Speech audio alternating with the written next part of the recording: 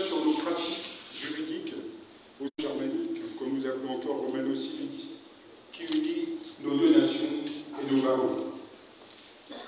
Je ne vous dirai pas que Patrick, Laurent, Marc et moi-même attendions cette invitation. Nous l'espérions. Je dis bien nous l'espérions.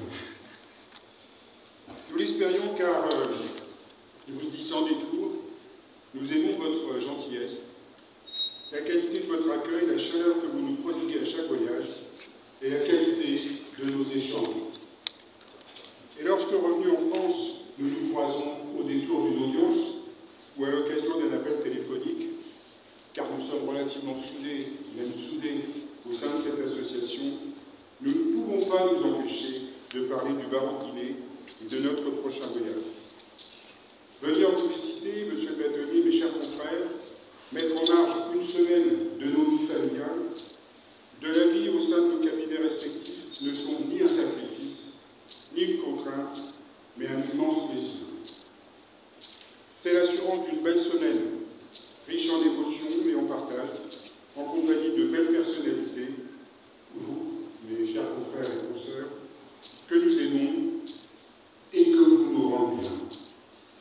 Alors une fois de plus, nous allons travailler ensemble et nous allons, comme l'a dit M. le bâtonnier, beaucoup travailler, car les sujets qui nous sont proposés sont importants et vont créer un foisonnement, je l'espère, très enrichissant. Comme chaque année, nous allons ensemble aiguiser notre sens de l'écoute, celui du dialogue nécessaire à une bonne défense, l'éveil de notre esprit pour pallier les erreurs à ne pas commettre, en un mot, affûter ses réflexes de l'avocat que nous appelons l'expérience. Avec votre bâtonnier, nous sommes convaincus, mes chers consoeurs, mes chers confrères, qu'il ne peut y avoir d'avocat fort, libre et indépendant sans la compétence, et que cette compétence doit s'acquérir non pas dans les livres ou d'une manière académique à l'université, mais dans le partage des expériences au sein des barreaux. Car la profession est multiple. Certains se sentent plus pénalistes, d'autres plus civilistes, ou encore plus commercialistes. Mais sans attirer par du droit commercial que je ne veux pas oublier. Il n'y a donc pas un avocat, mais des avocats.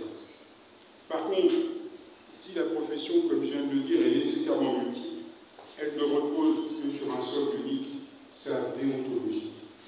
Et c'est la raison pour laquelle M. le bâtonnier nous a demandé, et j'espère que nous le ferons ensemble, d'insister sur cette déontologie. Et donc, à tout seigneur, tout honneur, nous commencerons ce séminaire par cette déontologie, les règles de cette déontologie sans laquelle il n'y a pas d'avocat, il n'y a pas de défense qui tienne. Parce que la déontologie, on le verra, c'est aussi le respect à la fois de ses confrères, mais de ses clients, et d'une certaine manière de l'ensemble de la profession. Nous travaillerons également avec le bâtonnier Chabert sur la défense pénale, la pratique du procès civil avec moi-même, rédaction des actes de procédure, conclusion, assignation, les pratiques devant les tribunaux administratifs avec Marc Mondicas, et puis nous aurons le plaisir de recevoir Alain Boulet, que vous connaissez déjà, qui est avocat au Conseil d'État à la Cour de cassation, et qui vous parlera des techniques de cassation qui sont un peu particulières, et qu'il est nécessaire de connaître. Cette année, nous allons également ouvrir des champs nouveaux.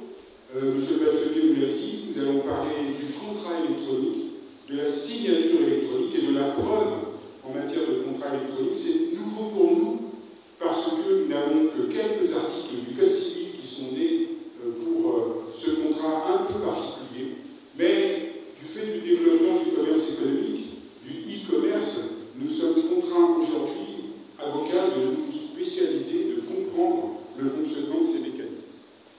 Et puis nous aborderons aussi des thèmes un petit peu plus particuliers que nous n'abordions pas des séminaires précédents, celui de la procédure collective, qui est une demande forte de votre bâtonnier, et nous comparerons la procédure collective que vous pratiquez au sein de l'OADA avec la procédure collective que nous pratiquons en France, et qui est assez similaire sur un certain nombre de points que vous verrez. Et puis dernier dernier thème que nous abordons, c'est la saisie immobilière. Et là encore, vous verrez les similitudes que vous avez dans votre saisie immobilière et dans la nôtre. Voilà mes chers confrères, donc c'est un séminaire qui s'avance riche en informations et en partage. Donc moi je n'ai plus qu'un seul mot à vous dire, travaillons et travaillons encore ensemble. Je vous remercie.